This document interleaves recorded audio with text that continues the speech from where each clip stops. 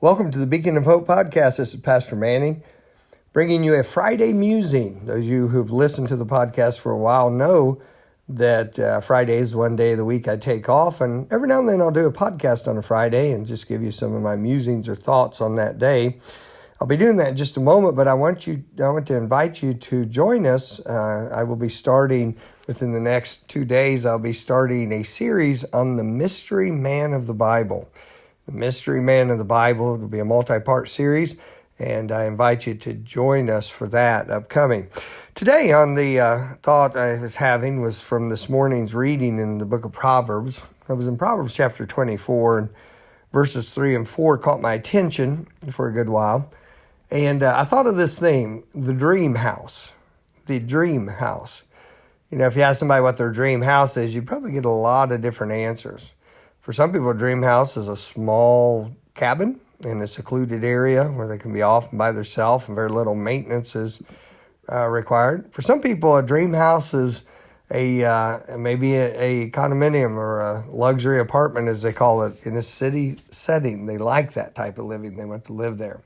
For others, a dream house would be just an average, what we would consider an average type house in a more suburban area. They want an area where they can access town easily and that sort of thing. For others, the dream house would be a substantial house on some property, not a huge mansion to be too ornate or too much to care for, but well built and in a nice area and where there would not be neighbors right upon them. For others, perhaps, they would like that mansion or that very large house. Some people's dream house would involve a ranch style, and some it would involve a 2-story or maybe a Cape Cod. For some, it has one look, and for others, another. I like architecture in general, and their houses I think are fascinating. I'll drive by them sometimes. I'll say to my wife, "That's an interesting house," and she'll say to me, almost quizzically, she'll say, "You like that?" And I'll say, "Well, no, I wouldn't want to live there. I wouldn't want to come home to that every day. But I think it's interesting. I'm glad somebody else built it because it's just interesting to look at the design, the structure, and all that." And so anyway, a lot of different thoughts as far as the type of house we'd like to have.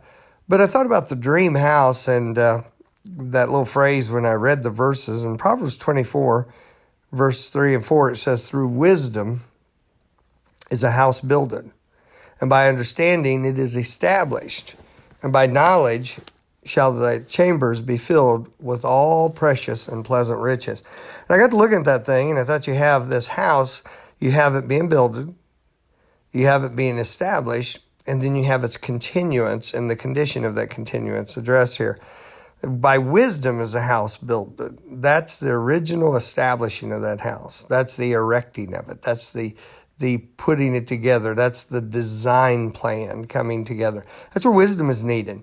Wisdom is there at the beginning stage, and as you put the things together and figure out what you want. You don't yet have something to look at. You don't yet have something that is actually there, but you're putting it together. The direction is decided. The plans are laid out. Anybody who's built something, I've had a hand in building 4 different church buildings, and 3 of which I oversaw, and a house and a complete remodel on a house. And a good building situation, you start with a plan in mind. You know what direction you're headed. You're not just making it up as you go. And it says, "Through wisdom is a house builded." Now we understand, of course, in this Proverbs, it's talking more than just a physical house. That's how a house is built. That's how your life is put together, through wisdom, not just haphazardly, but with a plan as you go. And then it says, by understanding it is established. And being established, it's made stable, it's made firm. The continuance is there. It is going to be there for a while.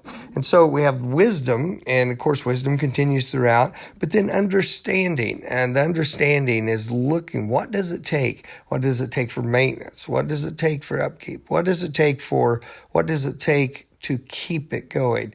Wisdom could build the house, but then a lack of understanding could tear it back down. Just like the Bible says, the foolish woman plucketh down her house with her hands.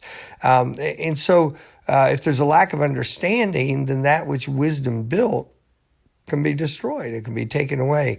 The understanding needs to know why it was built. What was the purpose? What are the limitations and what are the strengths?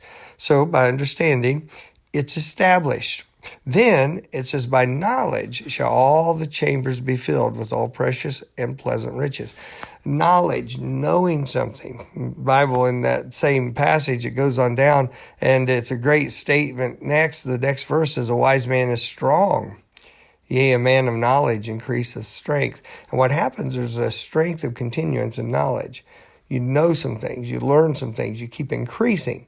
And what does that do? That furnishes that house. Wisdom builds it, puts it into play, has the plan, gets it set up.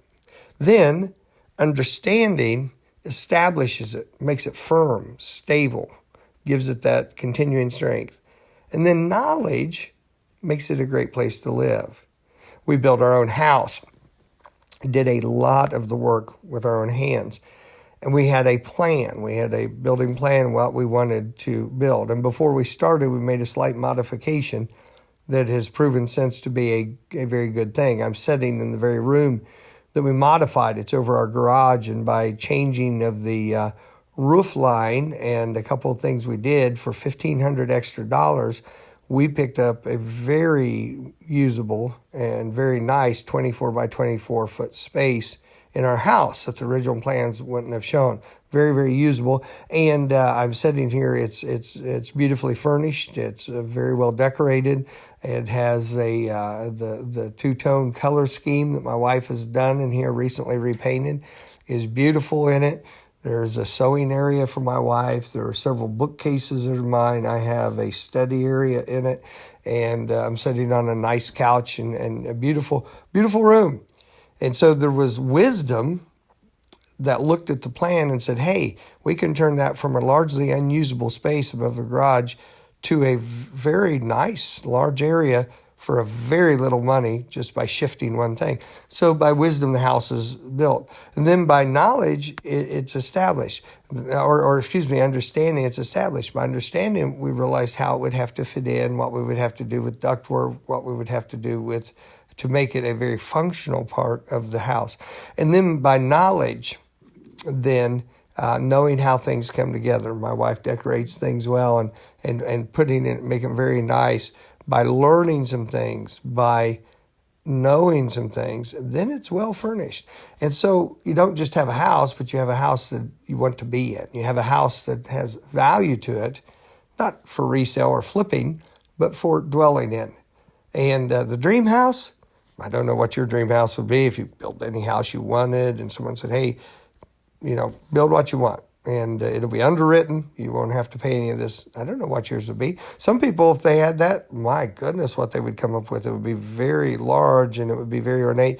Others would be very simple but very well done. And for some people, it would be in a town. For some people, it would be as far away from town as possible. For some people, it would be in an open area with a great and majestic view of a distance. For others, it would be hidden away in among woods. For some people, it would be down among valleys and mountains, that sort of thing. Others, it would be in an open area where you could see long distance.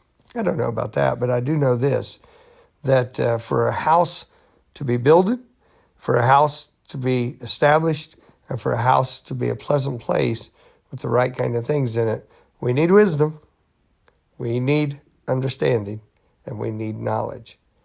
I'm glad that God gives us the wherewithal to have a dream house, no matter what kind of a dwelling we may live in. Think on these things and have a great day. God bless you.